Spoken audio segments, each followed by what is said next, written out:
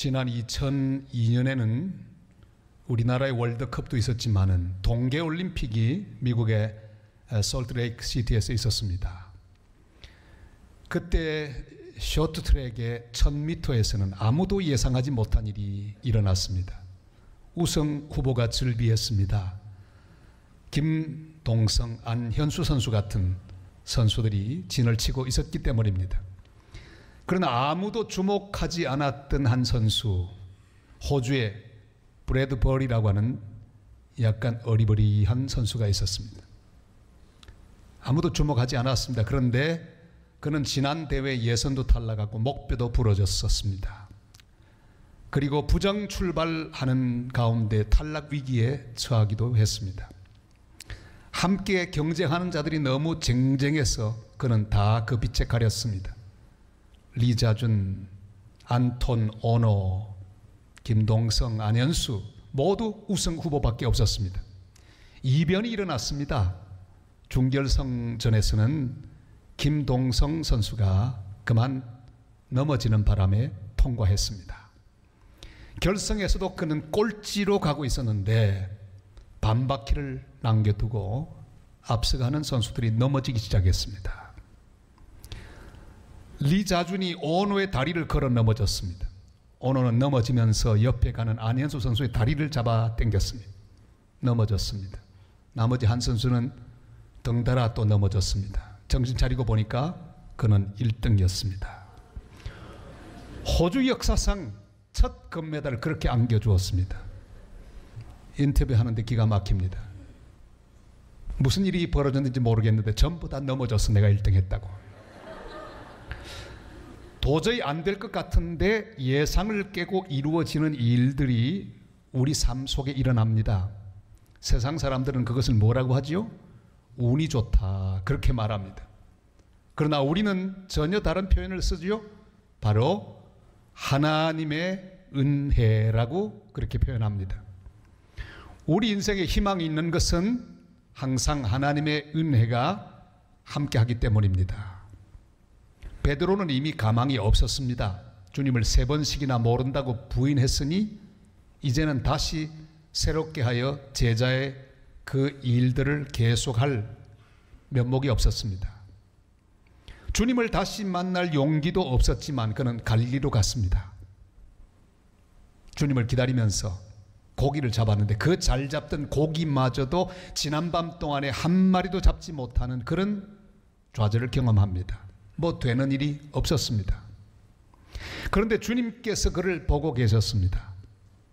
주님의 말을 듣고 그는 그물을 배 오른편으로 던질 때 153마리라는 어마어마한 양의 고기를 잡았습니다. 그는 주님을 향해 달리기 시작했습니다. 안 될 줄 알았는데 되었습니다. 끝인 줄 알았는데 시작이었습니다. 주님이 포기하신 줄 알았는데 기다리고 계셨습니다. 꼴찌인 줄 알았는데 도착하고 보니 1등이었습니다. 책망하실 줄 알았는데 도리어 피곤하고 지친 그를 먹여주셨습니다. 주님이 주신 고기와 떡을 정신없이 먹었습니다. 배가 불러왔습니다. 드디어 오늘의 말씀은 이렇게 시작됩니다. 조반 먹은 후에 15절 말씀 우리 다 같이 읽겠습니다. 그들이 조반 먹은 후에 예수께서 시몬 베드로에게 이르시되 요한의 아들 시몬아 네가 이 사람들보다 나를 더 사랑하느냐 하시니 이르되 주님 그러하나이다. 내가 주님을 사랑하는 줄 주님께서 아시나이다. 이르시되 내 어린 양을 먹이라 하시고. 오늘 우리는 은혜 조반을 먹으러 왔습니다.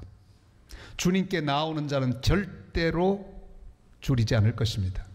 요한복음 6장 35절이 말씀하십니다. 같이 읽습니다. 예수께서 이르시되 나는 생명의 떡이니 내게 오는 자는 결코 줄이지 아니할 터이요 나를 믿는 자는 영원히 목마르지 아니하리라. 아멘. 주님은 어떤 경우에도 우리를 먹이십니다.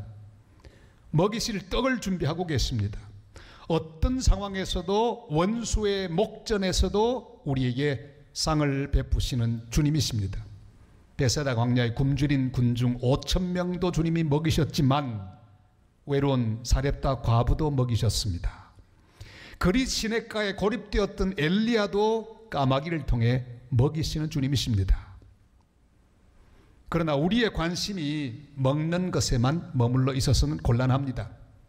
주님의 관심은 사실은 먹이는 것 자체에 있는 것이 아닙니다. 조반 먹은 후에 말씀하실 그 말씀 속에 주님의 마음이 담겨 있습니다. 우리는 인생 여정에서 여러 가지 주님의 공급과 은혜를 경험합니다. 그래서 그렇게 은혜를 받으면 간증합니다.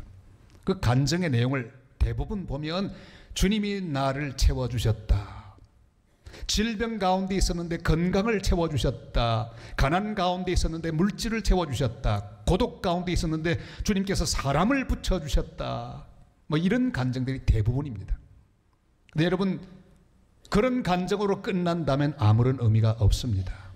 주님이 먹여주신 조반에 관한 간증, 우리에게도 지금까지 살면서 수많은 조반에 대한 간증이 있었습니다.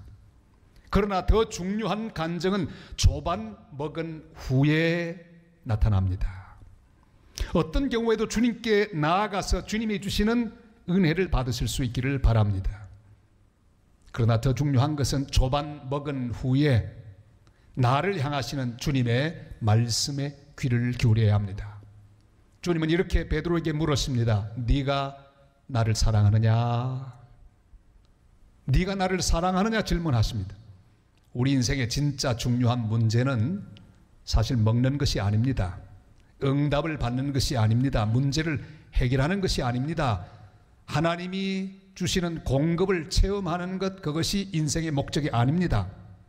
어떤 경우에도 내가 주님을 사랑하느냐 하는 것, 바로 그것이 가장 중요한 문제입니다. 그래서 주님 물으십니다. 네가 나를 사랑하느냐? 이 말 속에는 주님의 마음이 담겨 있습니다. 나는 너를 사랑한다. 네가 비록 나를 부인했지만 나는 너를 여전히 사랑한다. 여전히 변함없이 너를 사랑하고 그랬기에 채워주었다, 먹여주었다. 어젯밤에도 네가 좌절 가운데 있을 때 나타나서 고기 잡도록 해주었다. 나는 너를 사랑한다. 그런데 너는 나를 사랑하니?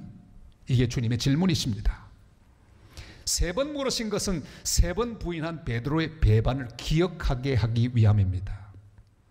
3번씩이나 나를 부인하고 그렇게 나를 떠나갔지만 나는 끝까지 너를 사랑한다. 네가 나를 사랑하느냐? 이렇게 묻고 계십니다. 그런데 주님이 네가 나를 사랑하느냐 하는, 한국말로는 사랑으로 되어 있지만 그 사랑이란 말은 여러 헬라어의 말 중에 하나님의 사랑을 의미하는 아가페의 사랑으로 사랑하느냐 물으십니다. 다시 말하면 수준 높은 사랑입니다. 무조건적인 사랑이고 희생적인 사랑, 모든 것을 다 바치는 사랑, 그런 아가페의 사랑으로 사랑하느냐 물으십니다. 베드로는 어떻게 대답할까요? 그는 아가페란 단어를 쓰지 않습니다. 그 전에 옛날 같으면 그는 호언장담했을 것인데 이미 주님을 부인한 그는 그 속에 있는 사랑의 질이 형편없다는 걸 알았습니다. 그런데 어떻게 대답할까요? 필로스의 사랑, 인간적인 사랑, 선생님을 사랑하는 사랑, 친구를 사랑하는 사랑, 그 정도 수준이지만 내가 주님을 필로스의 사랑이라도 사랑합니다. 주님은 두 번째 또 물으십니다. 아가페의 사랑으로 사랑하느냐? 그럼 여전히 베드로는 필로스의 사랑으로 사랑한다고 고백하고, 그러다 3번째 드디어 주님은 수준을 낮추어 주십니다. 그럼 좋다. 필로스, 네가 가진 약점을 가진 그대로의 수준이지만 필로스의 사랑, 나를 친구로 선생으로 정도 사랑하는 그 사랑이지만 그래도 나를 사랑하느냐? 그제야 베드로는 마음이 편안해져서 예, 주님 부족하고 연약하지만 저는 저의 수준, 이 모습 이대로 주님을 사랑합니다. 이렇게 깊은 의미가 있는 대화가 오고 가고 있었습니다. 네가 나를 사랑하느냐? 이 질문은 너의 주인이 누구냐 하는 질문과 마찬가지입니다. 사람들보다, 이 사람들보다 나를 더 사랑하느냐? 이 배보다 나를 더 사랑하느냐? 이 그물보다 나를 더 사랑하느냐? 이 고기보다 나를 더 사랑하느냐? 이렇게 질문하고 계십니다. 여러분, 우리 인생의 가장 중요한 것은 내가 무엇을 사랑하느냐에 달려 있습니다. 우리 잘 아는 말 가운데 까르페 디엠이란 말이 있습니다. 이것은 죽은 시인의 사회라는 영화에서 존 키딩 선생이 학생들에게 알려준 경고입니다. 로마 시인 호라티우스의 라틴어 시의 한 구절입니다. 많은 사람들은 현재를 즐기라, 까르페 디엠, 하고 싶은 걸 지금 하라, 뭐 이런 정도의 말로 이해를 합니다. 그러나 정확한 의미는 그게 아닙니다. 까르페라고 하는 것은 추수라는 뜻입니다. 디엠은 날을 의미합니다. 추수, 날. 그러니까 제때에 추수하라 하는 말입니다. 바로 그때 맞는 추수를 그때 해야 합니다. 그 순간에 최선을 다하고 그때 해야 할 일을 하라는 그런 경고입니다. 그때 해야 할 것을 하라는 의미.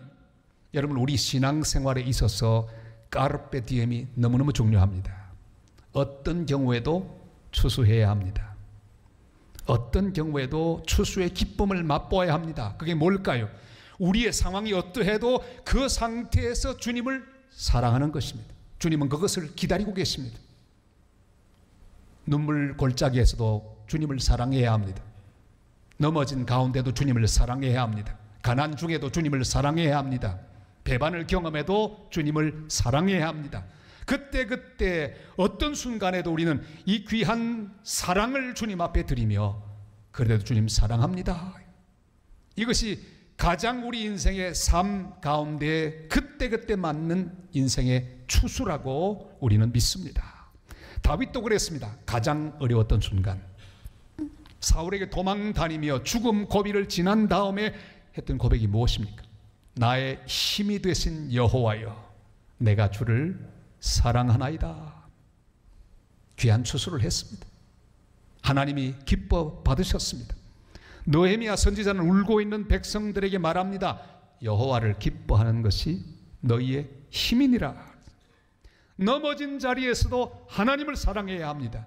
실패한 자리에서도 주님을 사랑하는 것, 이게 우리 인생의 추수입니다. 오늘 삶의 자리가 어떠하든지 어떤 상황에 있든지 이 모습 이대로 주님, 내가 주님을 사랑합니다 고백하는 성도들이 되시기를 바랍니다. 양산에서 목회하시는 저도 잘 아는 목사님인데, 이 목사님 한 번은 아주 큰 집회에 초청을 받았습니다. 준비를 열심히 하셨습니다. 열심히 준비했어요. 완벽한 원고를 준비했습니다. 그리고는 설교를 시작합니다. 자신이 만만했습니다. 왜요? 준비가 워낙 완벽했으니까. 드디어 시작했는데 온 성도들이 은혜를 넘치게 받았습니다. 그런데 이게 웬일입니까? 갑자기 선풍기 바람이 휙 불어오더니 그 원고를 다 날려버리고 말았어요. 원고가 휘르륵 다 날아가는데 그것을 거두어 모으기에는 시간도 부족하고, 그러면 흐름이 끊어지니까 큰일 납니다. 야, 이거 어떡하나? 여러분, 원고가 다 날아가 버렸으니 어떡합니까? 그때 성령께서 마음에 말씀하셨습니다. 야, 원고 날아갔다고 뭐 걱정하냐? 내 사랑을 전하라. 네가 나를 사랑하는 것 전하라. 그는 그 마음에 담겨있는 하나님의 사랑과 은혜를 말씀으로 전했습니다.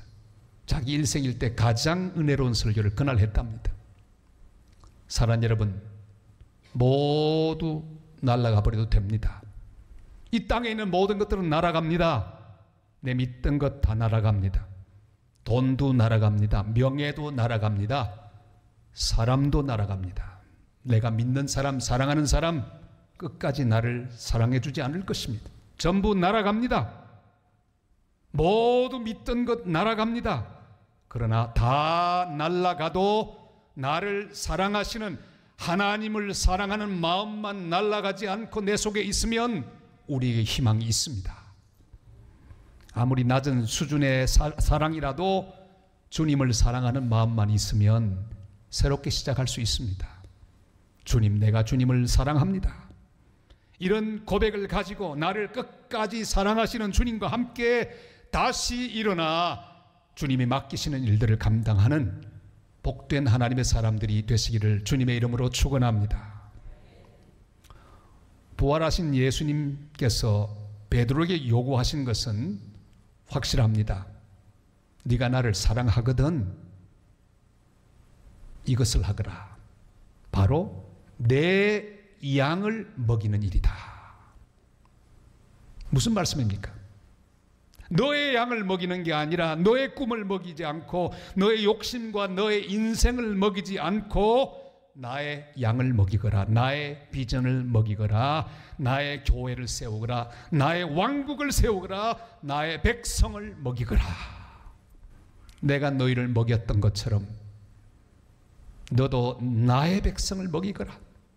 길 잃은 내 양들을 찾아서 그들을 내 집으로 인도하거라. 그래서 말씀으로 그들을 먹이거라. 소외된 곳에 있는 내 양들을 먹이거라. 땅끝에 있는 내 백성들을 돌보고 그들에게 복음을 전하거라. 그것이 다시 너에게 기회를 주는 나의 소원이다. 이제는 네가 원하는 곳으로 가지 말고 내가 보내는 곳으로 가라. 네가 하고 싶은 일 하지 말고 내가 너에게 맡기는 일들을 하라. 내가 맡기는 바로 그 일, 그건 바로 내 양을 먹이는 일, 내 교회를 세우고 나의 왕국을 확장시키고 하나님의 백성들을 돌보는 그 일이라고 주님이 말씀하셨습니다.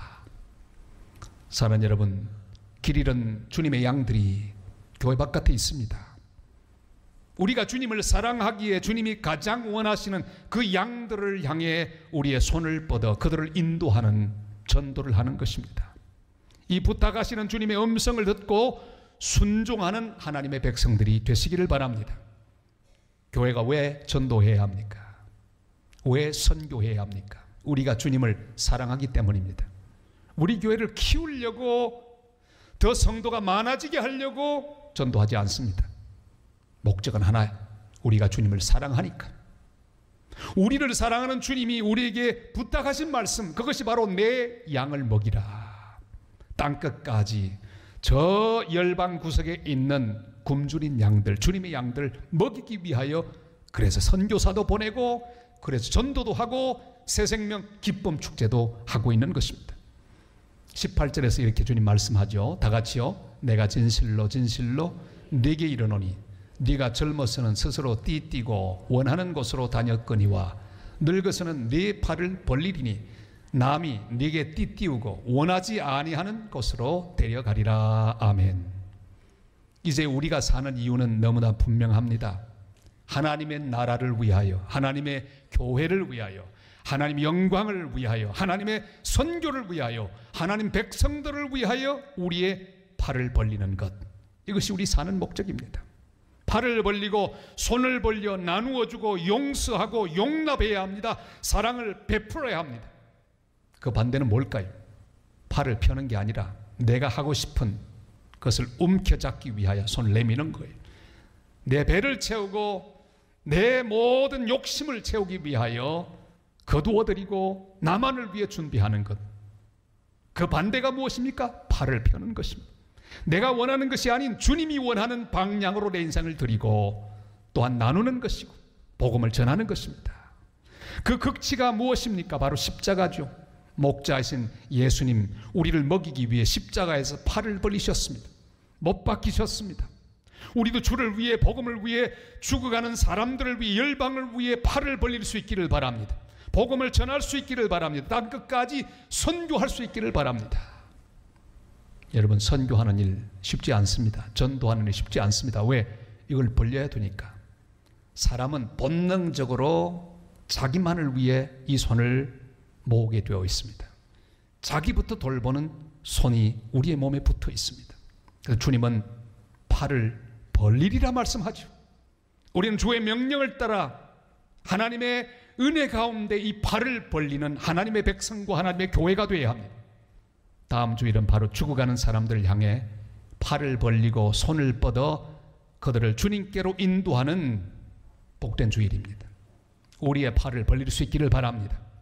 그리고 그들에게 생명의 복음을 선포하고 그들을 주님 앞으로 인도하여 그들이 하나님의 말씀으로 먹을 수 있도록 내 양을 먹이라고 하는 주님의 명령 앞에 순종하는 하나님의 백성들이 되시기를 바랍니다.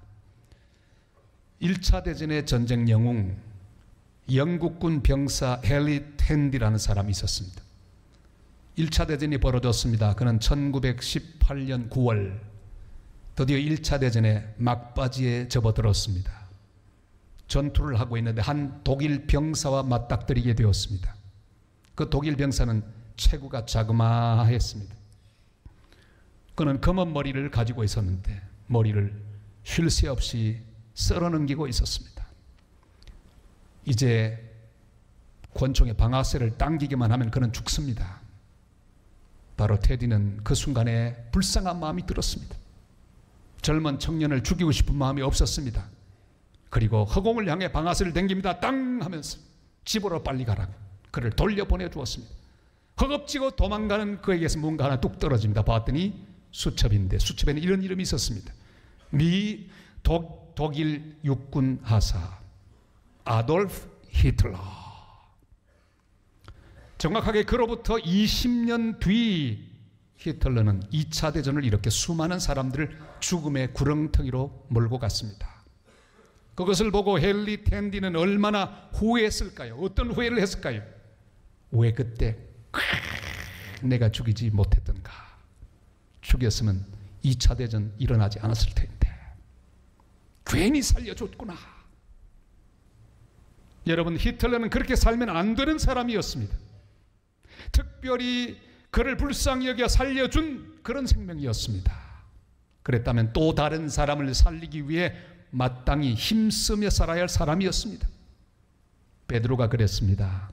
이미 배반하고 실패한 베드로에게 주님은 다시 기회를 주셨습니다. 그를 다시 만나 주셨습니다. 제2의 기회를 그는 부여받았습니다. 그를 용서하신 주님은 그에게 바라는 것이 있습니다. 그가 주님의 양을 먹이는 삶을 사는 것입니다. 주께서 살려주셨으니 또 다른 사람을 살려주는 사람으로 사는 것입니다. 주님은 우리를 죄에서 구원하셨습니다. 사망에서 생명으로 옮겨주셨습니다. 무가치한 존재에서 쓸모있는 존재로 바꾸어 주셨습니다. 바로 우리가 또 다른 사람을 먹이고 또 다른 사람에게 복음을 전하고 선교하고 구원하는 삶을 살도록 우리를 다시 살려주셨습니다. 사랑하는 성도 여러분, 부활하신 주님은 우리를 갈릴리에서 기다리고 계십니다. 우리 약함과 부족함에도 불구하고 포기하지 않고 기다리고 계십니다. 다시 기회를 주시기 위하여 기다리십니다. 어떤 상태에 있든지 어떤 수준에 있든지 오직 주님을 사랑한다면 우리는 주님 앞에 이 고백을 해야 합니다. 주님, 내가 주님을 사랑합니다. 그리고 주님의 음성을 들어야 합니다. 내 양을 먹이라. 주님 사랑한다면 주님이 사랑하는 양들을 먹일 수 있기를 바랍니다. 내 양을 먹이지 말고 내 욕심을 먹이지 말고 내 꿈을 먹이지 말고 내 야망을 먹이지 말고 오직 주님의 양, 주님의 비전, 주님의 사역, 주님의 뜻을 이루어드리는 복된 하나님의 사람들이 되시기를 바랍니다. 그리하여 주님께서 나를 통해 이루시기를 원하는 귀한 사역들을 펼쳐나가는 복된 주님의 사람들 다 되시기를 주님의 이름으로 축원합니다.